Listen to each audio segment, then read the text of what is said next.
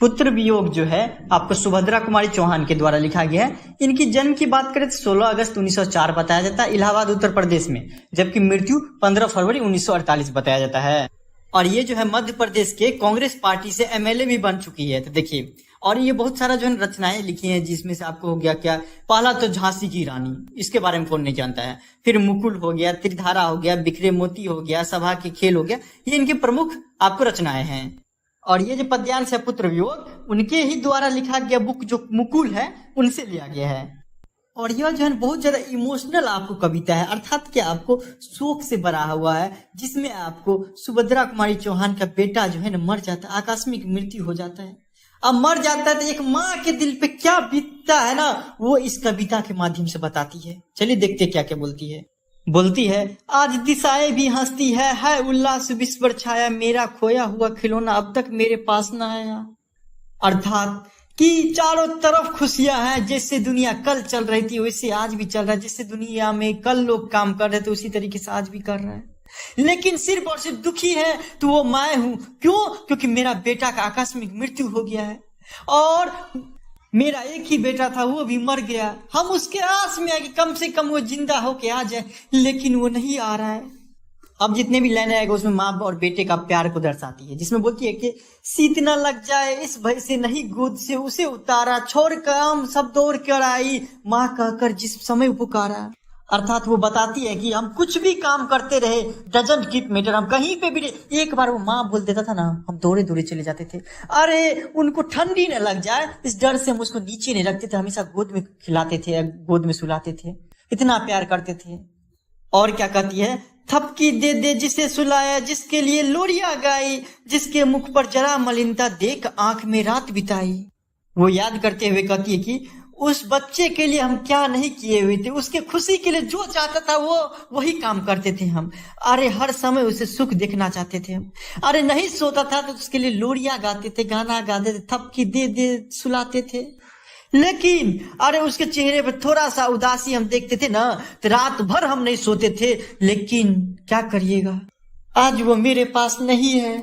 अरे जिसके लिए भूल अपनापन पत्थर को भी देव बनाया, कहीं नारियल दूध ब कहीं चढ़ाकर शीश नवाया। वो कहती थी कि हमको बेटा नहीं हो रहा था तो हम पूरा सुख दुख त्याग दिए थे, जो भी आदमी बोलता था जो वही काम करते थे। अरे पत्थर को हम पहले भगवान नहीं मानते थे, लेकिन पत्थर को भी भगवान मानना शुरू कर दिए ताकि बेटा हो जाए। जो आदमी जिधर बोलता था उस भगवान पे नारियल चढ़ाओ, नारियल चढ़ा देते थे। दूध चढ़ाने के लिए बोलता था, दूध चढ़ाए। हम कहीं कहीं जाकर बतासा चढ़ाए ताकि बेटा हो, और बेटा हुआ भी, लेकिन वो बेटा हमसे छीन गया है। आगे, फिर भी कोई कुछ न कर सका, छीन ही गया खिलौना मेरा, मैं असहाय विवश बैठी हूँ, रही उठ गया छोना मेरा। अर्थात वो कहती है कि हम जिसके लिए पूजा अर्चना शुरू कर दिए थे, हाँ बेटा हुआ भी, लेकिन वो बेटा बच नहीं पाया। वो मेरा खिलौना, मेरा दिल का टुकड़ा जो है ना हमसे दूर चले गया। अरे मैं असहाय विवश बैठी हूँ और मेरा नन्हा बच्चा मेरे आंख के सामने जो है ना भगवान को प्यारा हो गया। अरे जिसके लिए भूल अपनापन पत्थर को भी देव बनाया, कहीं नारियल दूध वो कहीं चढ़ाकर बतासा आया, लेकिन वो आज मेरे पास नहीं है। आगे, तरफ रहे हैं विकल प्राणी, मुझको पल भर शांति नहीं, वो खोया धन पा ना सकूंगी, इसमें कुछ भी भ्रांति नहीं। अर्थात हम भी जानते हैं कि वो मेरा बेटा अब मेरे पास नहीं आएगा दोबारा, लेकिन क्या करे, दिल को कैसे शांति पहुंचाए। हम जानते हैं कि नहीं आएगा, लेकिन जिसके लिए हम दिन रात एक कर दी थी वो बेटा अभी नहीं आएगा। हम समझते हैं लेकिन दिल को शांत नहीं कर पाते हैं। आगे, फिर भी रोता ही रहता है, नहीं मानता है मन मेरा, बड़ा जटिल नीरस लगता है, सूना सूना जीवन मेरा।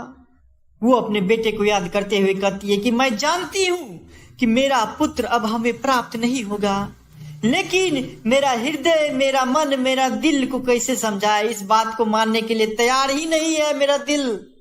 हाँ, मेरा जीवन कठिन और नीरस सा हो गया है। आगे, यह लगता है एक बार यदि पल भर को भी हम उसको पा जाती, जी से लगा प्यार से सर सलाह सलाह उसे समझाते। अर्थात वो कहती है कि हमको पता है कि वो हम दोबारा जिंदा नहीं होगा, फिर भी एक पल के लिए मान लो कि अगर वो जिंदा हो गया तो हम उसको सिर्फ सलाह सलाह के समझाते। क्या समझाते? आगे के लाइन में है, वो कहती है, मेरे भैया मेरे बेटा अब माँ को यूं छोड़ न जाना, बड़ा कठिन है बेटा खोकर माँ को अपना मन समझाना। वो समझाती क्या, अरे कुछ भी बोलती, मेरे भैया मेरे बेटा बाबू माँ को छोड़ के मत जाओ। बड़ा कठिन होता है माँ के लिए ना, अपने बेटे से बिछड़ना सबसे ज्यादा कठिन होता है। सबसे ज्यादा टाइम तक कोई याद रखता है मरने के बाद भी, तो वो माँ रखता है बेटे को। इसलिए तुम छोड़ के हमको मत जाया करो। अंतिम लाइन में कहते हैं क्या, भाई बहन भूल सकते हैं, पिता भले ही तुम्हें भुलावे, किंतु रात दिन की साथनी माँ कैसे अपना मन समझावे। अर्थात वो समझाती है क्या, एक चीज बताओ बेटा, कि तुमको भाई भूल सकता है, बहन भूल सकता है, यहाँ तक कि पापा भी भूल सकते हैं, लेकिन रात दिन जो तुम्हारे साथ में माँ रहती थी वो कैसे भूलेगा। अरे तुमको थोड़ा सा भी दर्द होता था तो वो भर रात नहीं सोती थी। बताओ वो कैसे समझा लेगी कि हमारा बेटा नहीं है इस दुनिया में, हमसे पहले कैसे मर जाएगा, वो कैसे समझ लेगी, अपने दिल को कैसे समझाएगा। इसलिए मेरे बेटा बाबू सोना, माँ को छोड़ के मत जाओ। और यहीं पे ये पूरा का पूरा खत्म हो जाता है। Thank you so much.